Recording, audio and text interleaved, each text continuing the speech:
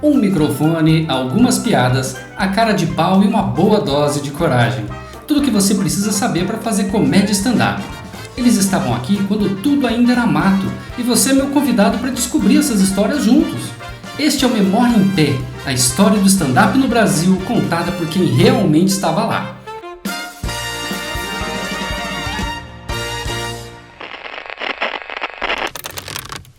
Por mais incrível que pareça, comédia não é feito só do comediante no palco. Tem um monte de gente trabalhando duro para fazer o comediante brilhar no palco. E hoje eu estou aqui com uma dessas pessoas que trabalha duro ali nos bastidores para fazer isso tudo acontecer. Guilherme Peixoto. Obrigado. Eu que agradeço você ter aceitado esse convite, estar conversando aqui com a gente. E para a gente começar aqui, Guilherme, eu queria saber de você como que a comédia chegou na sua vida. A comédia chegou na minha vida em 2010, final de 2010. Foi uma coisa muito louca, assim, porque eu tinha recém-formado em Ciências Contábeis, que é, né, a minha área de formação. E eu lembro como se fosse hoje que eu tinha acabado de me inscrever numa pós-graduação na Federal para seguir ali a área tributária, enfim, que é uma área, inclusive, legal pra caramba. Nossa! E, cara, o meu irmão, que inclusive está na comédia até hoje, naquela ocasião ele era produtor do Rafinha Bastos, do Danilo, do Rafael Cortez, Mônica Iose, enfim, ele trabalhava na produtora Numi, né, Numi Produções, que está no mercado até hoje. Quem que é teu irmão? Meu irmão chama Felipe. Felipe. Felipe Rodrigues. Legal. Mas ele não é comediante? Não é comediante. Também é bastidores. Exatamente, só que naquela ocasião, como ele era produtor do Rafinha e do Danilo, eles startaram o projeto do Comedians, né? Que hoje o Curitiba é o primeiro bar de comédia do Brasil. O Comedians foi o primeiro comedy club em formato gringo no Brasil. Né? Então são dois projetos de extrema relevância para o meio da comédia. Que interessante, eu não sabia que tinha essa diferença. Tinha, porque assim, tem o... Nunca tinha me ligado sobre isso. Porque tem o Comedy Club e o bar de comédia. Qual que é a diferença, basicamente? O Comedy Club, ele é feito especificamente para comédia. Porque aí você vai perguntar, tá, mas como assim? Então ele é feito em níveis, como se fosse um teatro, certo? Ele é feito sem colunas no meio, para que de todas as cadeiras possíveis e imagináveis você tenha a visão perfeita do palco. Então ele é um espaço pensado para comédia. O bar de comédia é um bar, onde a estrutura é de um bar comum. Pode ver aqui, né, o Curitiba tem colunas e tal, apesar do formato, né, ser bem favorável para isso, mas ele é um bar de comédia, então ele é um bar onde tem a comédia. Basicamente é isso. O comedy, ele vive tão somente da comédia, o foco é o stand-up, né?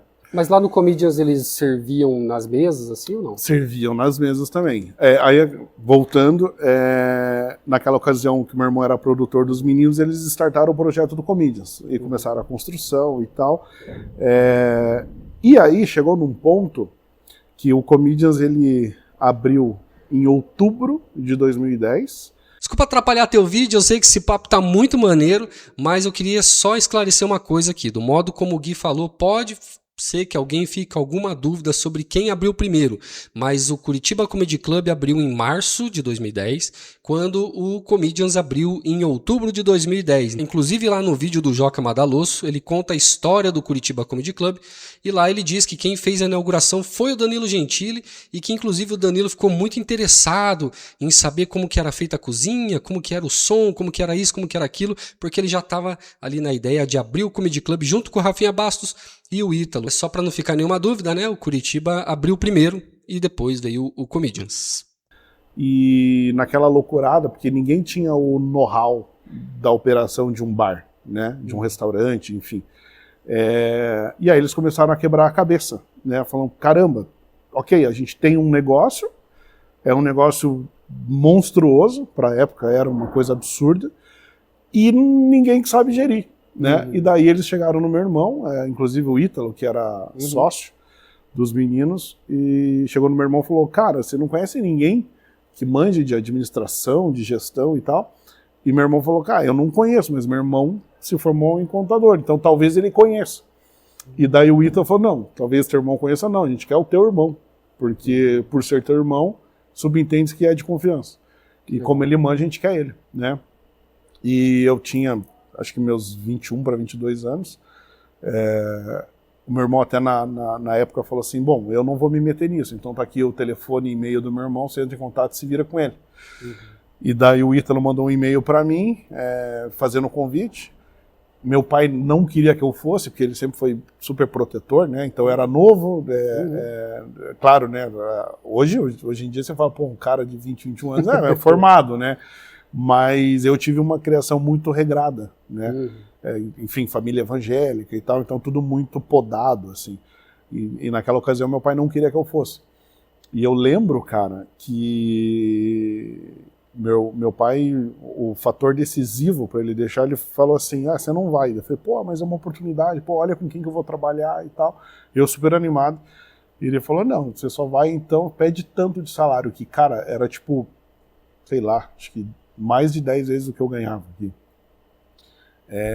Eu falei, cara, aí eu falei assim, mas é um absurdo, eu não tenho, eu sou recém-formado, não tenho tipo, capacidade de pagar esse salário.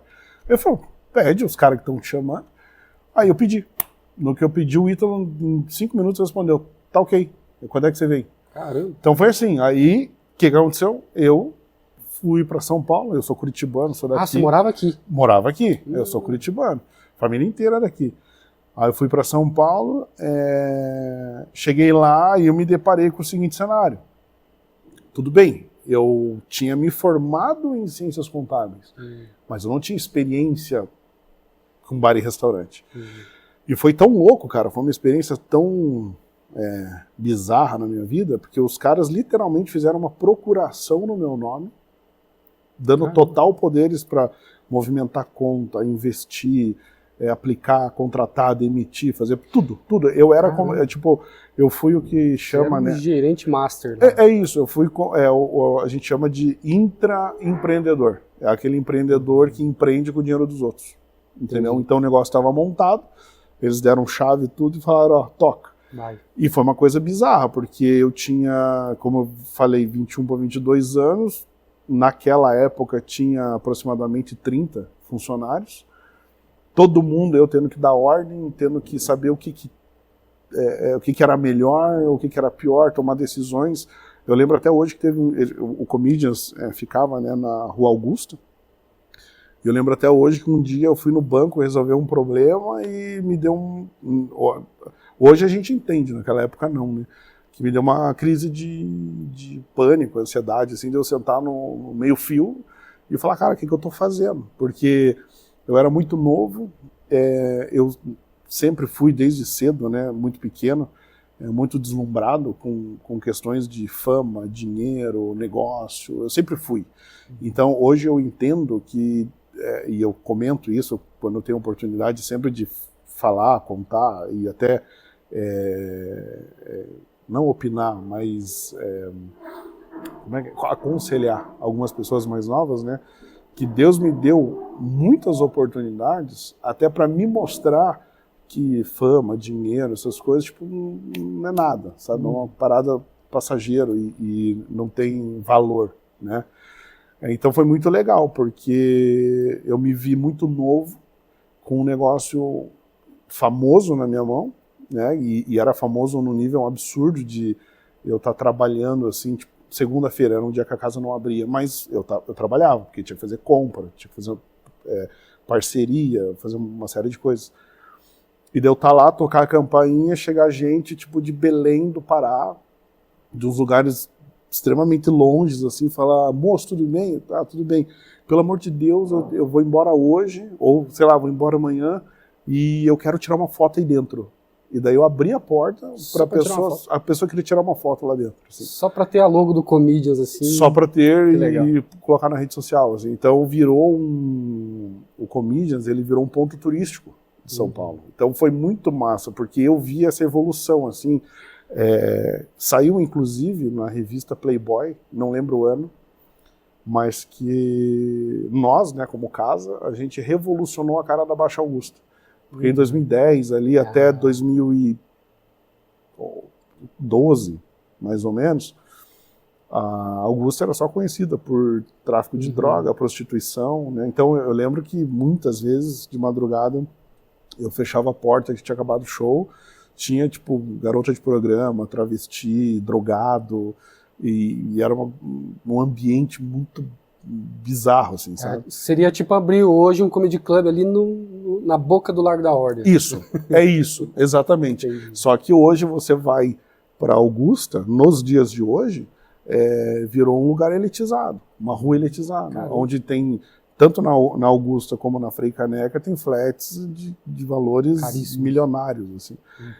Então foi muito massa, sabe, ver não só a evolução dentro da comédia, mas o que a comédia fez dentro daquele, como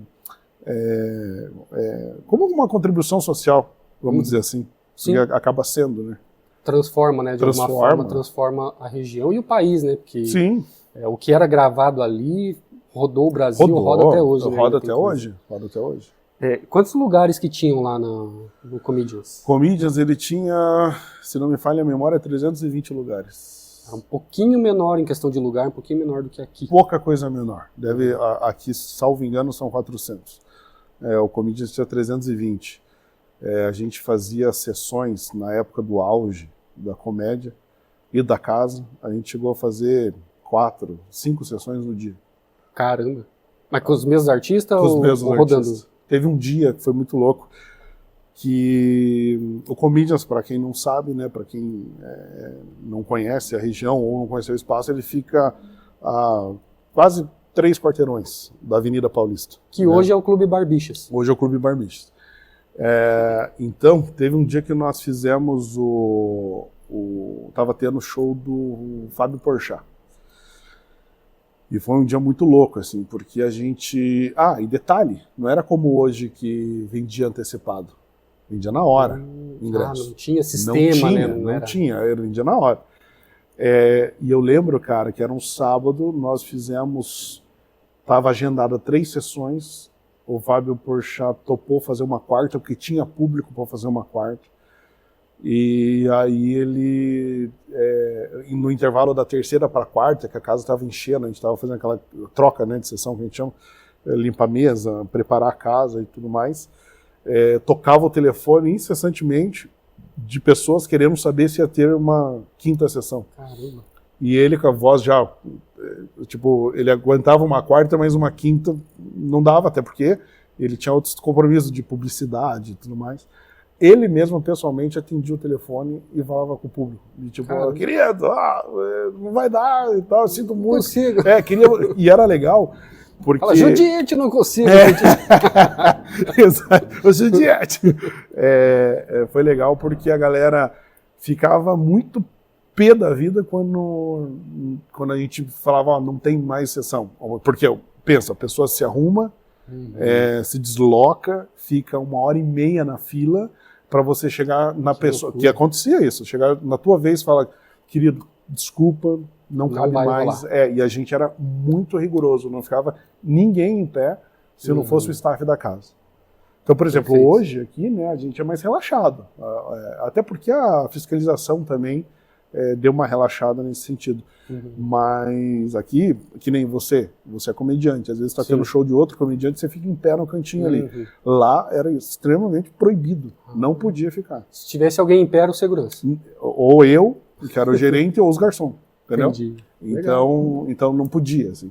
E daí a gente fechava a porta, a pessoa ficava puta da vida, porque ela ficou 1 hora com a namorada, com a mulher, com a mãe, com o pai, e chegou, puta, não podia entrar. E às vezes essa pessoa não era de São Paulo.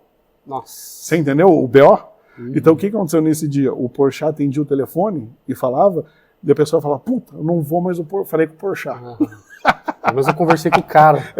Ou era ele ou era alguém que imita muito. O Cáceres, né? Ou quem que imita o Porchat bem? O Morgado, né? Ele falou que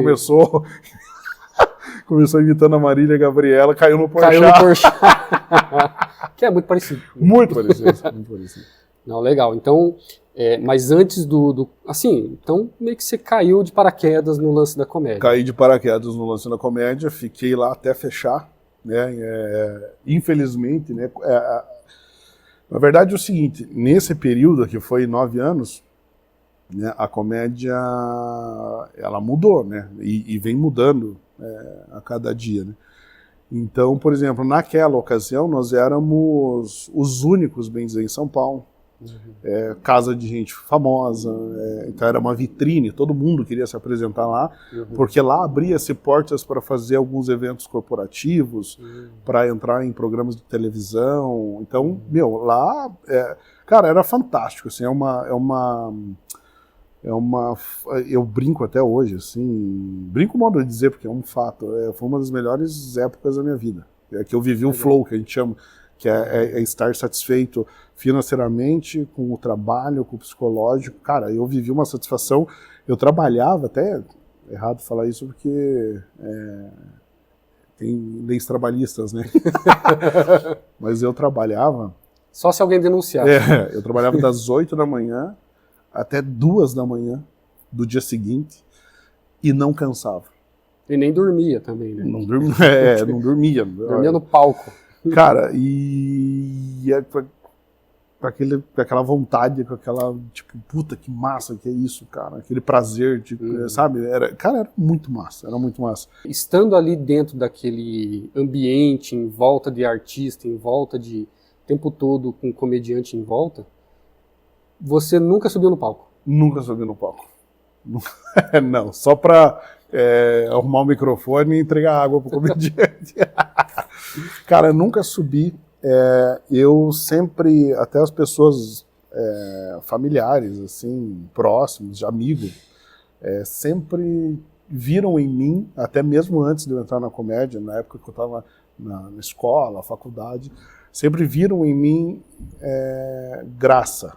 Tipo, eu sempre fiz piada, eu sempre fui o cara o da família, até hoje. Hoje eu às vezes estou em churrasco ou reunião de família, as pessoas, conta uma história engraçada aí pra gente, entendeu? Só que a minha visão de comédia é um pouco diferente, não é você ser engraçado, é você saber fazer os outros rirem. Então, claro, tem aquela pessoa, e até no meio da comédia mesmo, é nítido o nordestino. O nordestino, ele é um cara que ele tem na veia a comédia. Ele nasceu engraçado, né? E eu acho que a comédia vai além de ser engraçado. Tanto que, dos que eu conheço, 90% dos comediantes não são engraçados fora do palco. Entendeu? Inclusive são pessoas depressivas. Sim, sabe? é muito Eu conheço vários. Muito né? normal. Então... Que decepciona um pouco o público, me desculpe. Mas é assim mesmo. Mas assim, então, eu acho que você ser engraçado, você ser o tio do pavê, ser a pessoa que as pessoas de repente querem estar com você e tal, é um ponto, mas não o suficiente para você subir no palco, certo? Isso acontece muito, né? O cara que acha que porque ele é engraçado no churrasco, ele é engraçado na ceia de Natal, aí ele sobe no palco e descobre que ele não é tão engraçado.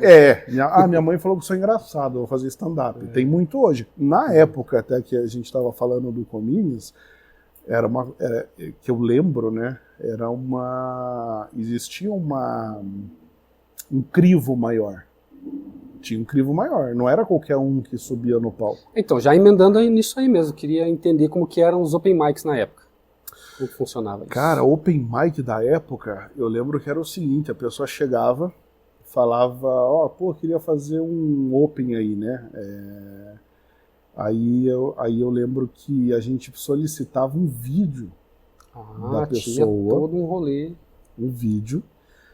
O que é difícil, porque às vezes no ao vivo é engraçado. As piadas, o vídeo ele quebra um pouco, né? Tanto que tem amigo meu que fala assim, eu assisti o stand-up falando de tal, nossa, muito bom. Fala, cara, se você gostou no vídeo, pessoalmente você vai gostar muito mais. Porque tem aquela questão do momento, o ambiente, tudo influencia, né? Sim. Então, naquela época, a gente recebia o vídeo. O que era difícil fazer vídeo naquela época, que não era todo celular que tinha uma câmera, né? Não, era um trampo. E outra, às vezes acontecia do cara fazer um vídeo em casa, em alguma situação assim, mais privativa. Mas tinha cara que daí tinha para gravar o vídeo ou contratar alguém para gravar, e até um bar, algum lugar que deixasse ele fazer o stand-up, né? E para daí ter material para mandar pra gente. E daí depois de mandar pra gente, né? E não era exatamente eu que cuidava disso, mas eu já presenciei muito disso. Não, pá, esse cara aí acho que dá pra fazer, sei lá, 3 minutos, 5 minutos. E daí tinha um Open. Então não tinha uma, que nem o Joca hoje promove aqui no Curitiba, uma noite de Open. Só para Open. Não tinha. Lá não tinha. Sim. Tá? E se você nunca fez, tá pensando que 3 minutos só é muito pouco. É uma eternidade. É uma eternidade. 3 minutos num palco é uma eternidade. Ainda mais se estiver dando água, né? Nossa, o tempo passa completamente diferente no palco. Exato. Outro universo. Então, assim, tinha isso. O que era muito bom, na minha visão, tá? Claro, olhando uma perspectiva qualidade, gerencial de casa e olhando uma perspectiva de público também, entendeu? Porque hoje em dia, desculpa falar, mas qualquer um que faz um gracejo ou viraliza um vídeo na internet, vou fazer stand-up. E daí eu acho que isso deu uma baita, uma prostituída no meio, sabe? Claro, não dá para desmerecer que tem muito comediante novo, bom, assim, que são, inclusive, muito melhores que muita gente famosa, entendeu? Mas naquela época tinha um crivo maior, assim, e eu acho que a qualidade era, assim, pesava muito, assim, sabe? Que daí, aí beleza, deu o cara a fazer o Open, ia bem, aí já começava com uma canja, né? Aí já começava a abrir, de repente... tinha um comediante ou outro que falava, puta, esse cara aqui é bom, vou colocar ele a abrir meu show fixo. E daí ia... Quem tem essa parceria, vamos dizer, até hoje, que eu acho muito legal, Murilo Couto.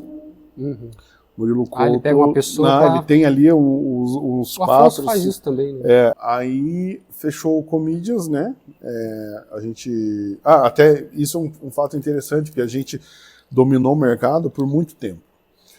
Em 2013, abriu o Picadeiro Fan House, que era de um grupo, não lembro se o grupo Tabu, não lembro, era de um grupo com a imagem do Eduardo Sterblich, o Bola do Pânico e o Mendigo, Carlinhos. Cara, a gente tava surfando sozinho na onda. Na época, quando abriu, a gente falou, putz, vamos pegar uma fatia do bolo. Só que a gente estava tão consolidado, cara, e até meio prepotente falar isso, né? Mas a gente estava numa vibe tão, tipo, tamo bem, o que você acha? Que de fato, cara, acho que a casa deles durou um ano e pouco fecharam, não aguentaram o tranco, né? Claro, São Paulo tem todo um custo na estrutura, aluguel, funcionário, uma série de coisas. Aí fecharam a gente, puta. Derrubamos os caras, estamos de boa, né? De novo. Aí, cara, teve um movimento na comédia que daí eu acho legal isso até, que eu acho que a concorrência ela é saudável para você se coçar, né? E começou a surgir algumas coisas tipo Bexiga Comedy, no bairro do Bexiga. Abriu o Chechel, que fechou já, inclusive. Mas era um lugar bem pequeno, assim, o cara abriu, era fã de comédia também, abriu. Aí na sequência abriram, já tinha o Beverly Hills, já há muito tempo, mas nunca para nós foi um problema, a gente tinha um bom relacionamento com o Robson Nunes, que inclusive o Robson e a Michelle, que eram os donos.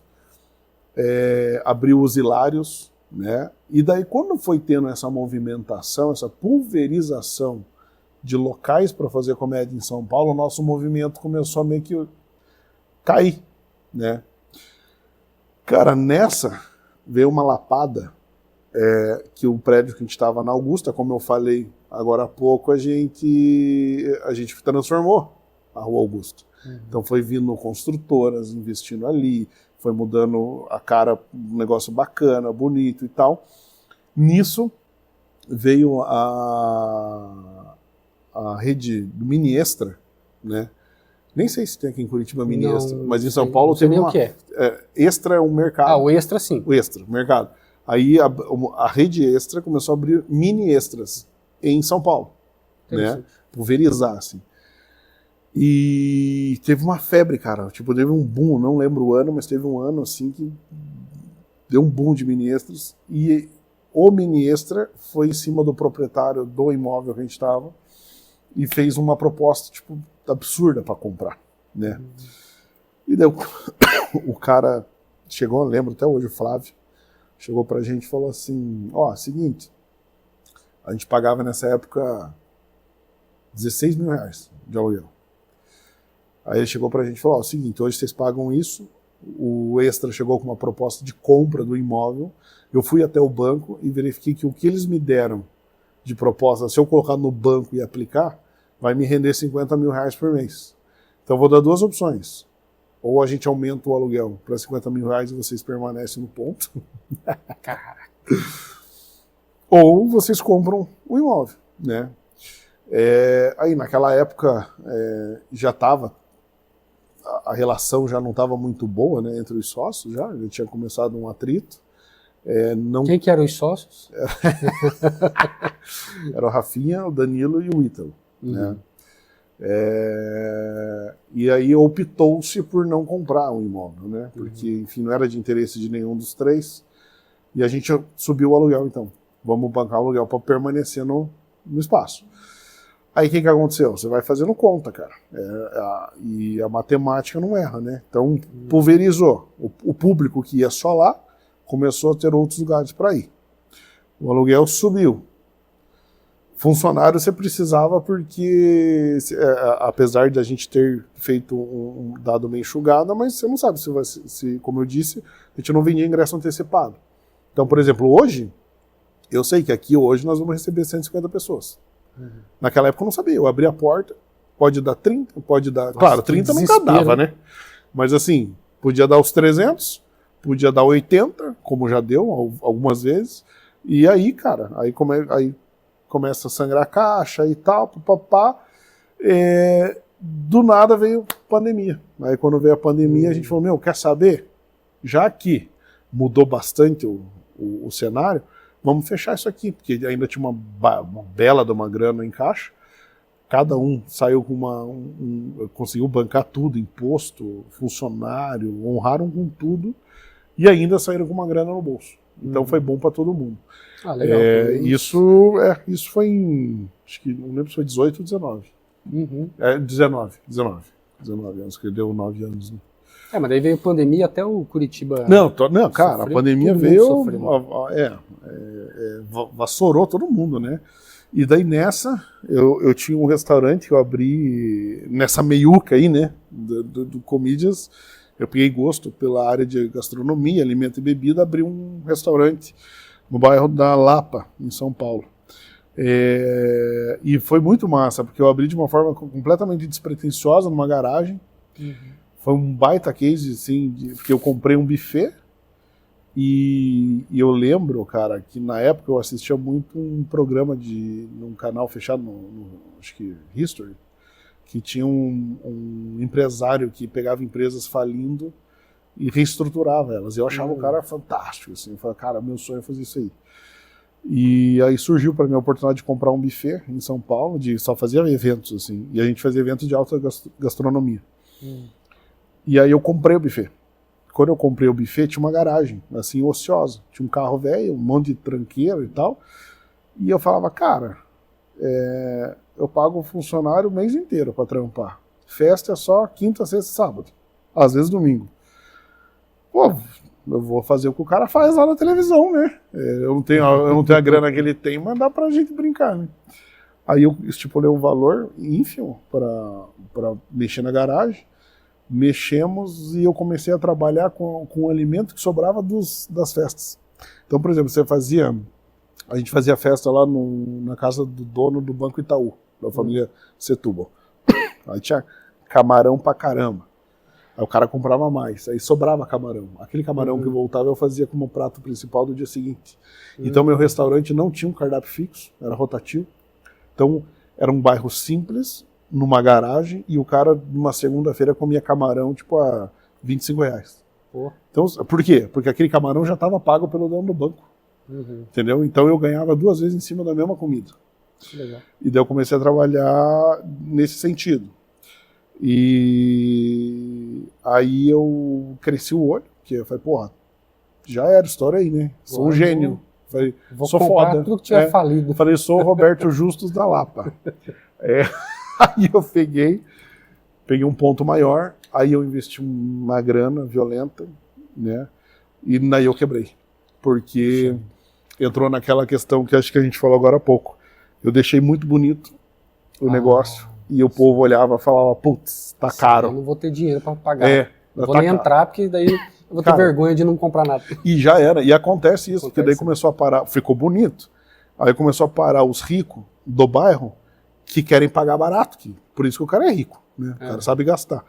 Aí começou a parar Land Rover, BMW, um monte de carrão na frente, e daí assustou todo aquele povo que ia almoçar no dia de semana com o vale alimentação da firma, entendeu?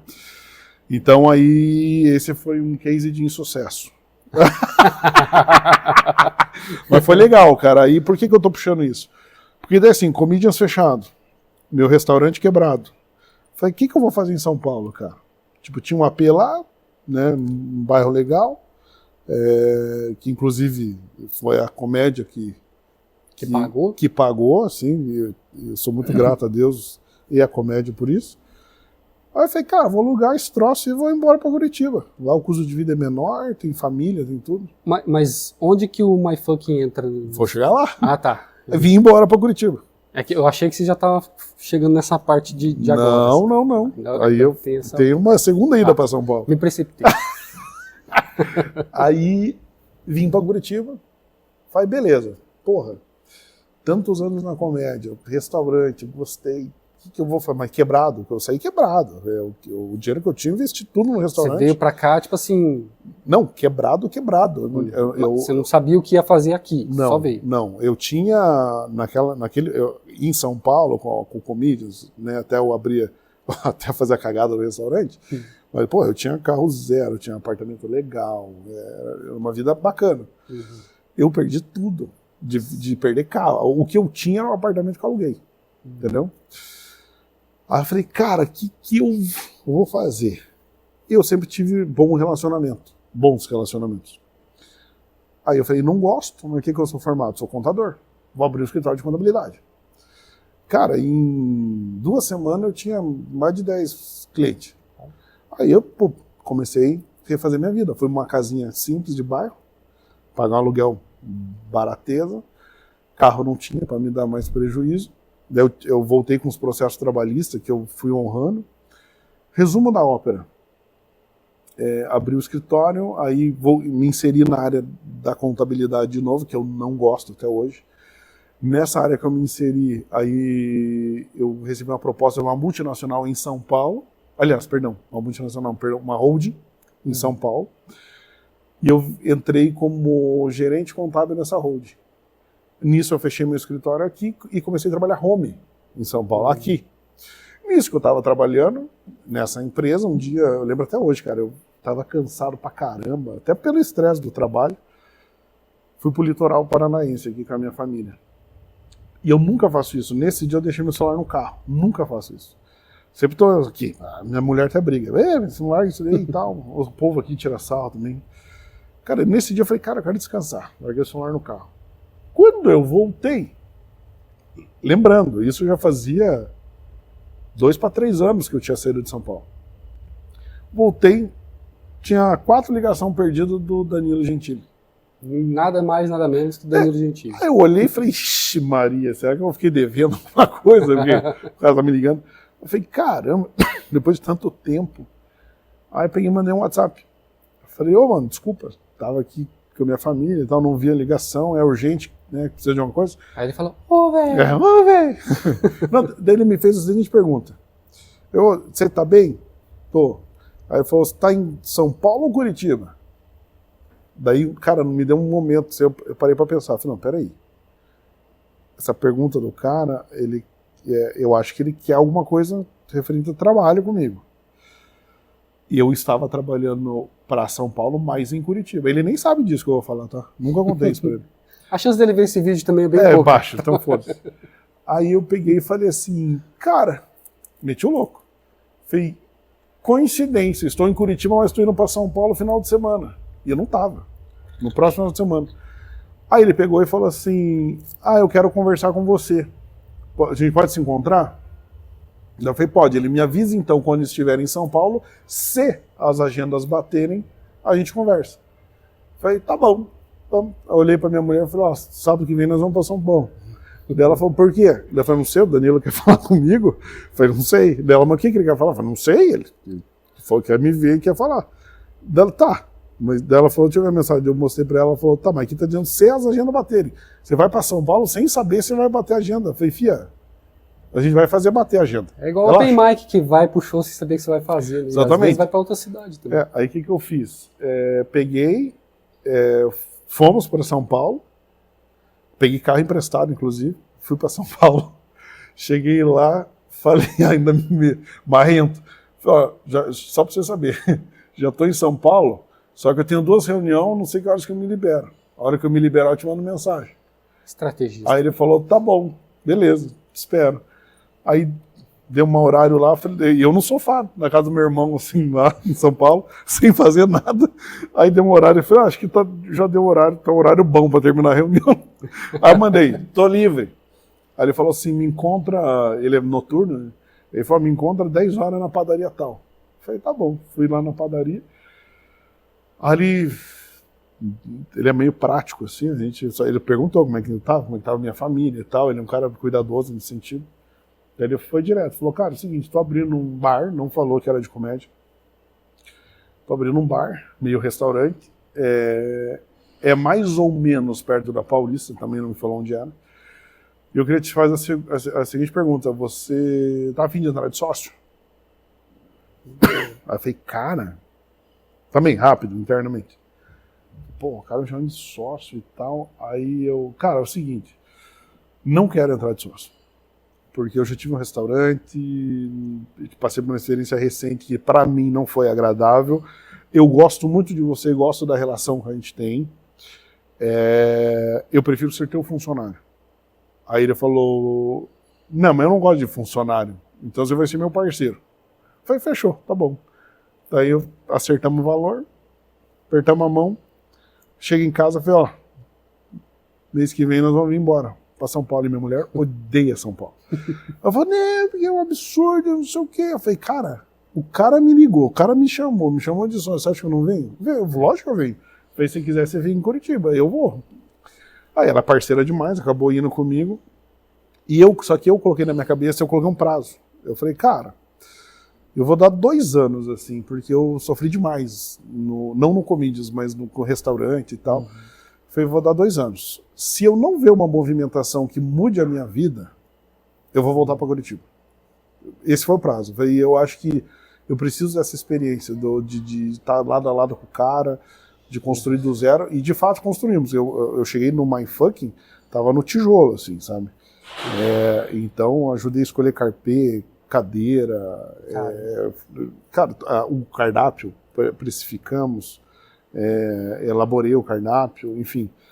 Foi muito massa profissionalmente falando. Aí quando deu 1 ano e meio, já estava cansado, que lá também eu trabalhava mais que aqui, né? Também ninguém sabe, mas ganhava menos e trabalhava mais. Lá são quantos lugares? 90 lugares. 90 lugares. Mas foi muito legal, assim, foi uma experiência show de bola estar com ele lado a lado, ter uma convivência estreita. É um cara muito foda, honesto. Todo mundo fala muito bem do Danilo. Cara, né? Difícil alguém. É foda falar assim, porque o povo, tá puxando o saco. Cara, nunca puxei saco dele, nunca precisei, tanto que ele que veio atrás. E assim, sou muito grato. Inclusive, uma das últimas mensagens que eu troquei com ele foi agradecendo, porque eu aprendi muito, assim, sabe? Não digo nem tecnicamente, nem nada, eu digo de conviver. O cara eu aprendi muito, assim. Aí cansei, pedi para sair, fui eu que pedi até para sair. Tem muita gente, mandou embora, contratou o Lambert. Mentira, fui eu que pedi. O Lambert foi uma ótima escolha. Foi ótimo. E aí saí e vim para Curitiba. E daí, estando em Curitiba, novamente, Daí já num cenário diferente, mais confortável, sem... Mas antes de vir para Curitiba, desculpa, mas não, pode antes de vir falar. para Curitiba, como que era a comédia lá, No My Fucking. no MyFuck? Cara. Inclusive os open mics. Eu gosto de falar de open mic. Não sei porquê. Cara, você sabe que eu fiquei fora da comédia, bem dizer, 3 anos. Vamos arredondar, 3 anos. Né? E esse retorno para a comédia já no My Fucking, eu peguei um cenário completamente diferente. Então, aquilo que nós falamos agora há pouco do critério para o cara subir no palco, que tipo, o cara tinha que realmente mostrar que era bom para subir, já não tinha mais. Aí por quê? Porque daí com isso já teve a galera de Instagram que tava começando a bombar. O cara já não começava mais no palco, o cara começa pela internet. Diz assim, a história, o cara não começava pelo começo, entendeu? Então o cara cortava muito caminho. Então acontecia muito de eu estar, quando eu estava no Comedians, mesmo eu não estando em Curitiba e outras cidades que tem hoje comedies e tal, eu conhecia todos os comediantes. No My Fuck acontecia de estar na porta e eu barrar a pessoa assim, né? Falar, você tá com ingresso? O cara bater no peito assim, eu sou comediante. E nem é porra nenhuma, entendeu? O cara tem 5 minutos. Nossa, eu já vi o Diogo chegando assim, todo humilde. Tudo humildinho, assim, boa. Lá no Nordeste uma vez ele chegou, tudo humildinho. E aí ele chegou na portaria e falou, opa, tudo bem, eu sou o Diogo. Mas ele não falou, eu sou o Diogo Portugal, sim, nem precisava ter falado nada, todo mundo sabe. Sim. Né? E ele todo humildinho, e aí vem um Zé Orelha, que ninguém nem sabe quem é. Exatamente. Então, assim, mudou. Eu peguei um cenário muito diferente, assim, que eu já falei, opa, o negócio mudou. Aí, comercialmente falando, já não vendia mais tanto ingresso com aquela facilidade que a gente vendia em 2012, 2011, entendeu? Aí mesmo o bar com 90 lugares, sendo do Danilo, tinha show, cara, que penava. Show com 30 pessoas, show com 20, as sessões do próprio Danilo, que normalmente lotam e esgotavam, tipo, antes esgotava as sessões com 1 semana, 2 de antecedência, já começava a esgotar no dia, entendeu? Então, cara, mudou muito essa questão comercial da comédia. E eu falo isso, eu bato nessa tecla, porque para mim, eu sempre olhei número. Então, venda, o que precisa vender? Tem um ponto interessante do My Fucking, que nessa questão o Danilo é muito foda como empresário. Porque ele tem dinheiro. Todo mundo sabe que ele tem dinheiro. Ele poderia abrir o troço a hora e como ele quisesse. Claro, não dá para fazer isso porque a gente respeitou todos os trâmites burocráticos de alvará e tudo mais, né? Mas teve um episódio que eu já ia fazer 1 mês que eu estava em São Paulo para trabalhar por My Fucking, já trabalhando por My Fucking, ele chegou para mim e falou, viu, quando é que faz 1 mês que você está aqui? Eu falei, dia tal dele, preciso te pagar. Daí eu falei, né, depois a gente vê isso. Ele, não, eu preciso te pagar. Aí ele, quanto é que é mesmo? Eu falei, o valor dele, puta, cara, olha a cabeça do cara. Como é que eu vou fazer para te pagar com o bar fechado? Quer dizer, ele podia falar, tipo, não, passa tua conta aí, eu faço o Pix agora. Mas... Daí ele falou, não. E daí ele falou assim, mas o bar tem que te pagar, não eu. Aí ele, já sei, vou fazer uma noite secreta. Noite da comédia secreta. Aí o que ele fez? Mas nisso o bar já estava aberto, já estava funcionando? Não. Não tinha nem o alvará para abrir.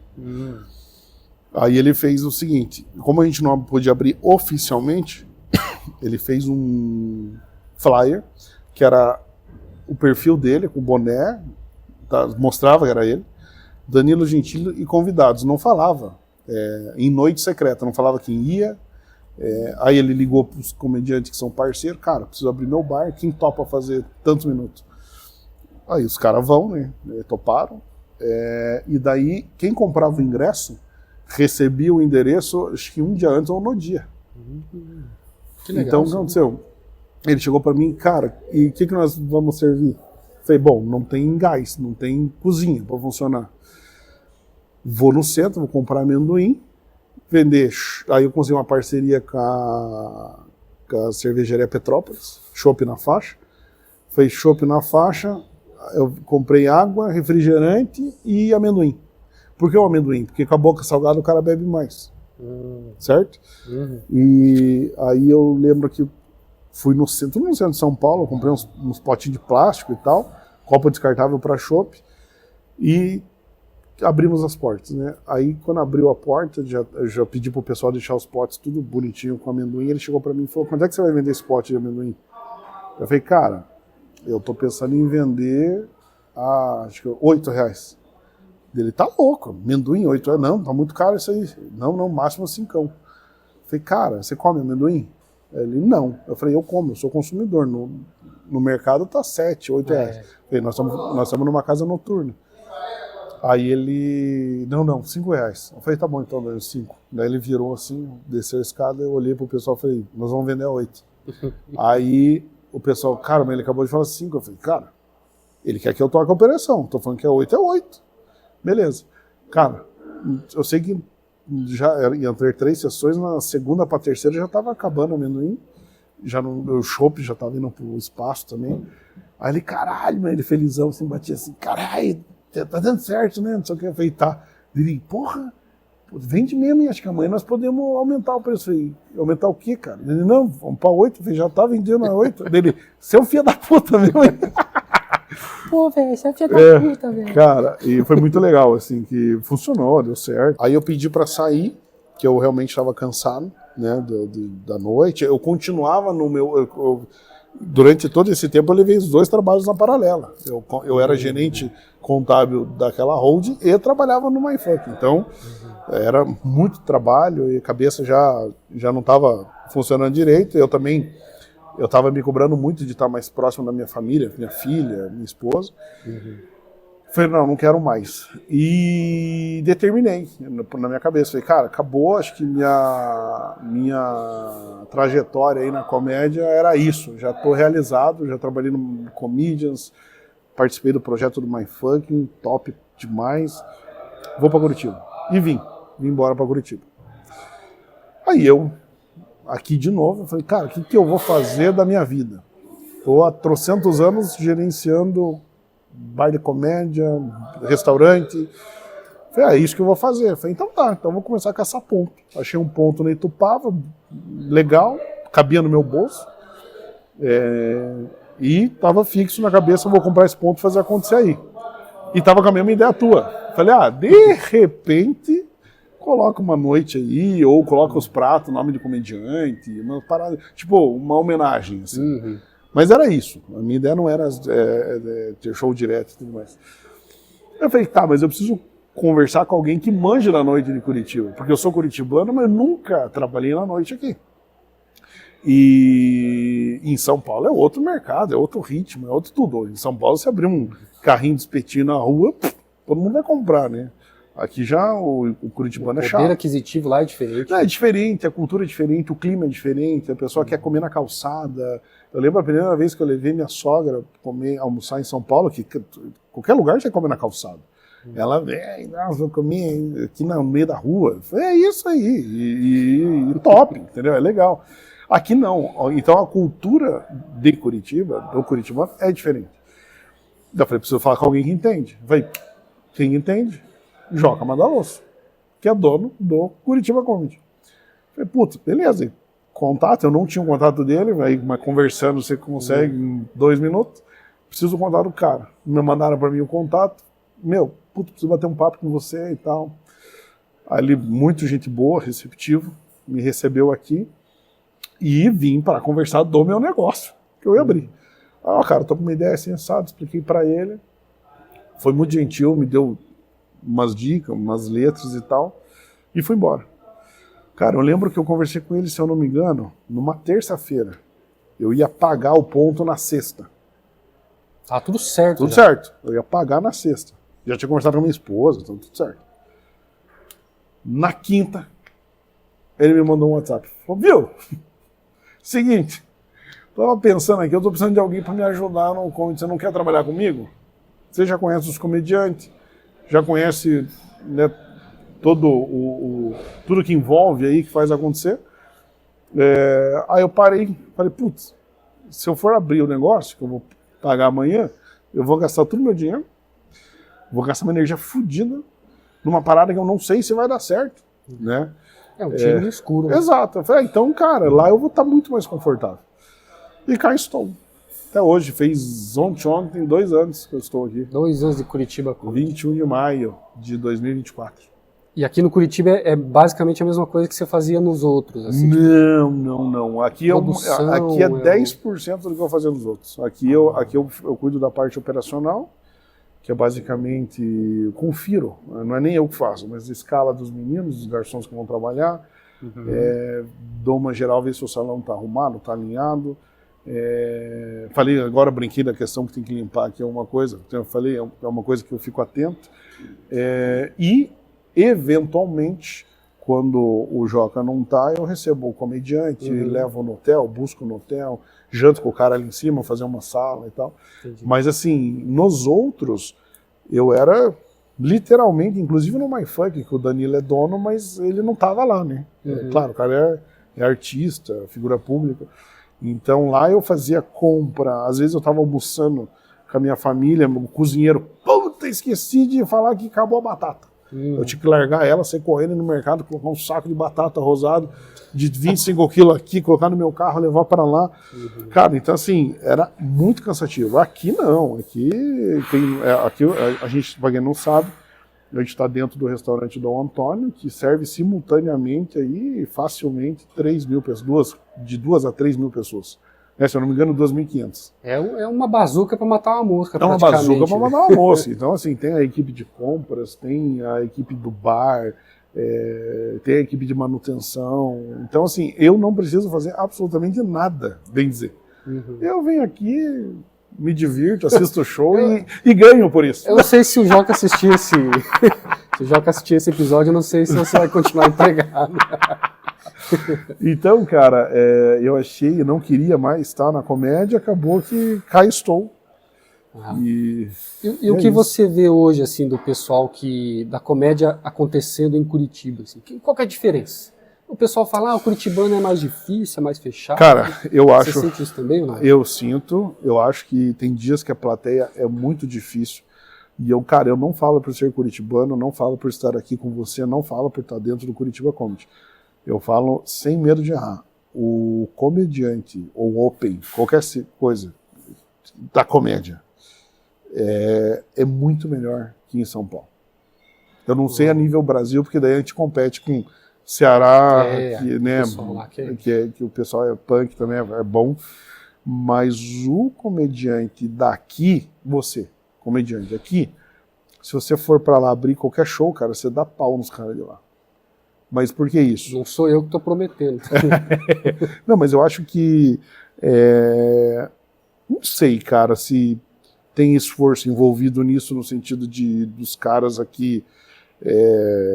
porque lá é mais fácil. Lá é mais fácil no sentido assim, as pessoas são mais receptivas, tem mais oportunidades de bares para fazer, tem mais gente, é tudo em tese mais fácil. Tá? Não estou falando que é fácil.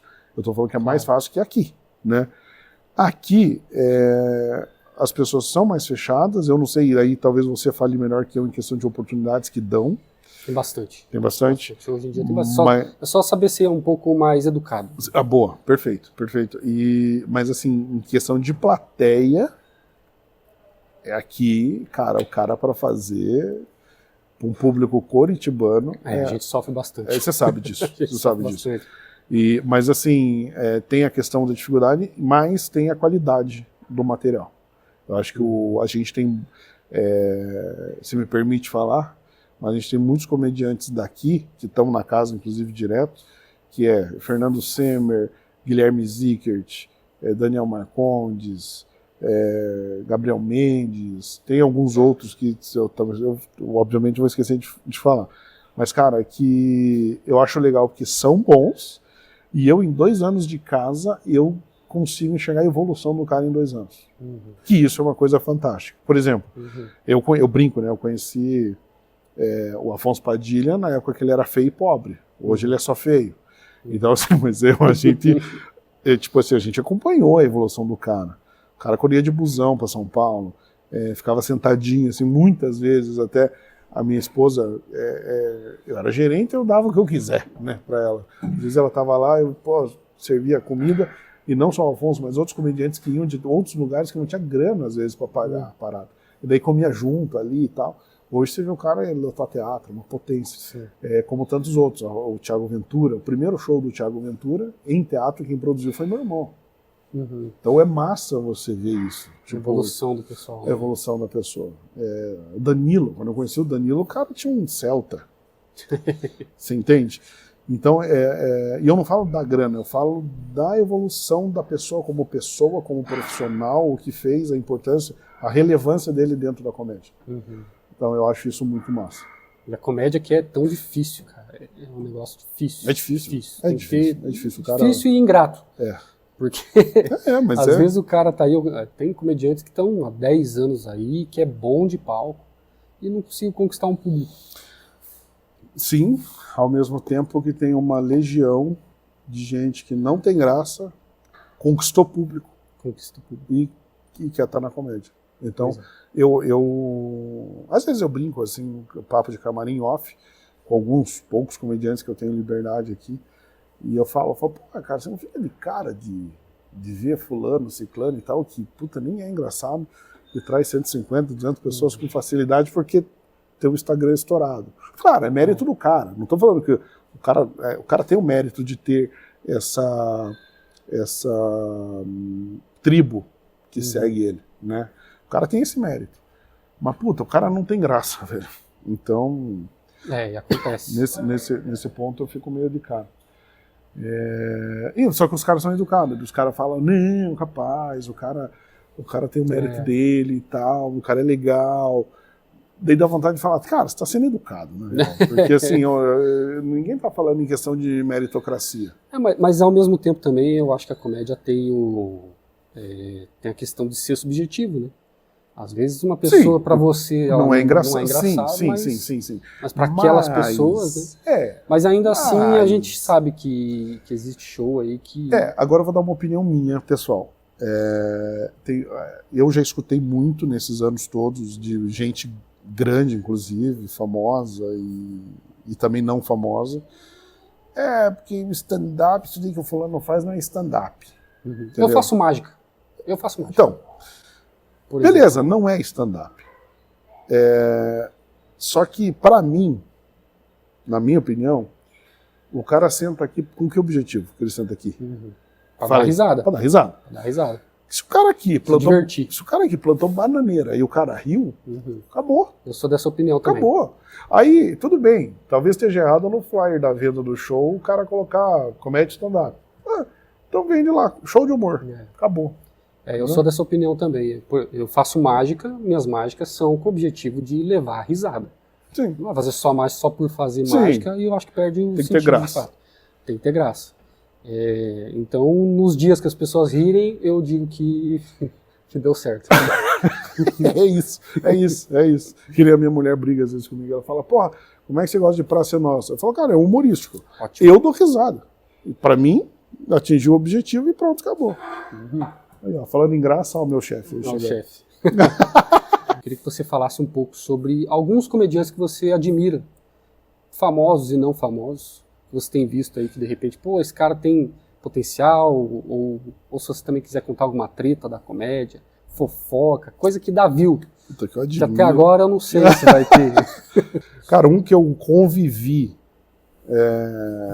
mudou muito como pessoa, pra melhor, e eu acho ele, sempre achei foda, é o Rafinha Bastos. Eu acho a qualidade do show dele fantástica.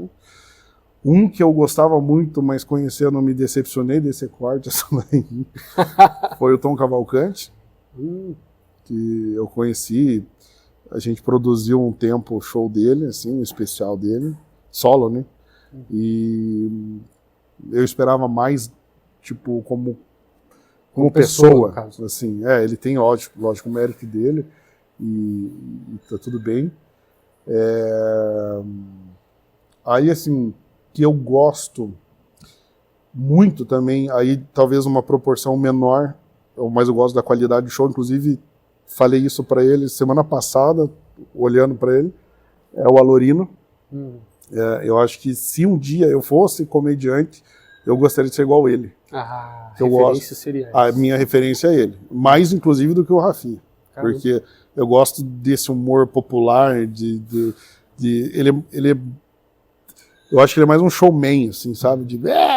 Eu gosto, a gritaria nem tanto, mas eu acho massa o jeito tão escrachado. Ele agrada, tipo, desde gente mais nova até gente mais velha. Então eu acho isso muito massa, assim, e não entra para nenhum lado político, nem coisas tão polêmicas, assim. Eu gosto desse tato, que tudo bem também. Tem o Léo Lins que faz piada pesada, e é foda, o show dele é muito massa. Só que é aquela história, já tem uma fatia do povo que não agrada tanto. Eu tenho esse defeito de querer agradar todo mundo também. Eu entendo isso. Mas hoje, falando de comédia, comediante e referência, para mim é Alorino. Alorino Júnior. E em questão de potencial, cara, que eu vejo,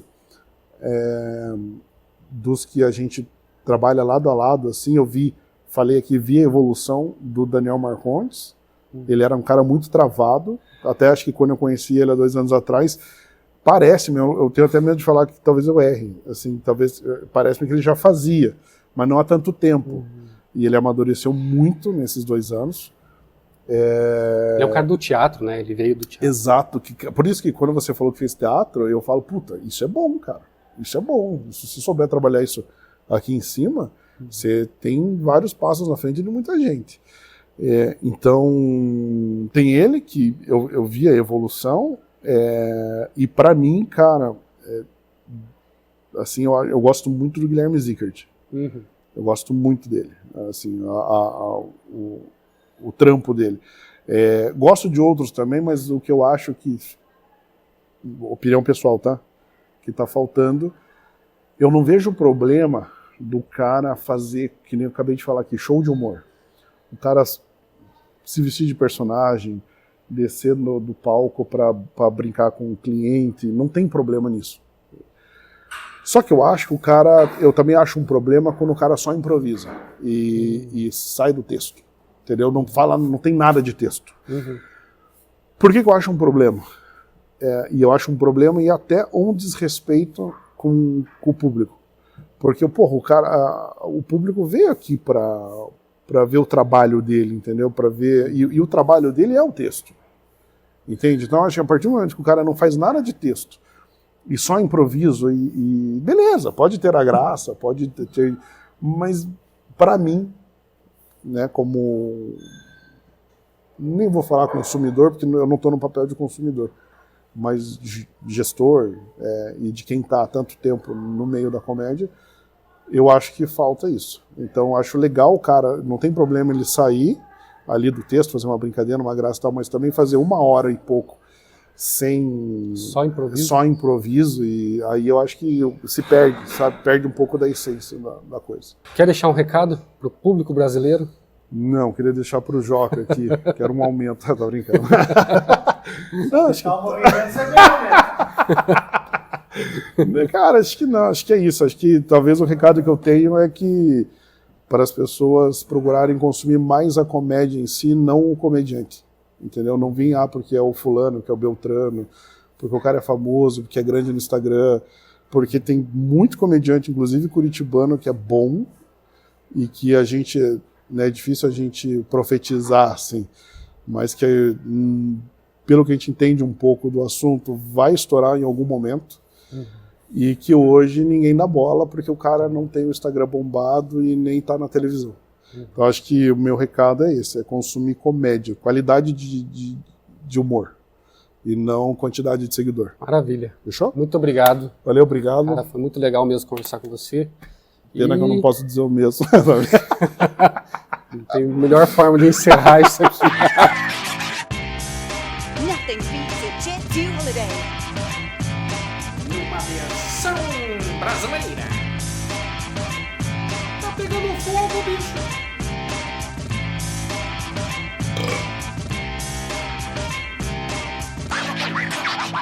Uma distribuição Eu Mesmo.